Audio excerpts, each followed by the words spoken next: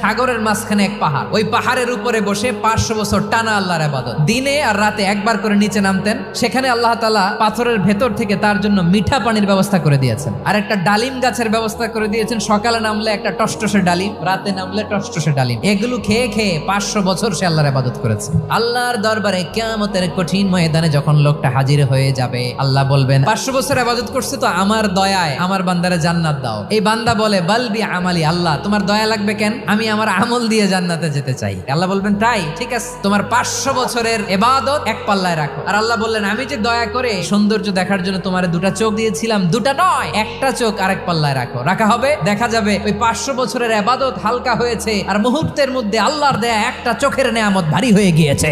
ফলাফল দেখো, হিসাব বলে তুমি এখন জাহান্নামে যাবা, যাও এবার জাহান্নামে যাও। এবার লোকটা কাচুমাচু করে বলে আল্লাহ এবার আমি বুঝতে পেরেছি তোমার দয়া ছাড়া দুনিয়ায় কেউ জান্নাতে যেতে পারবে না।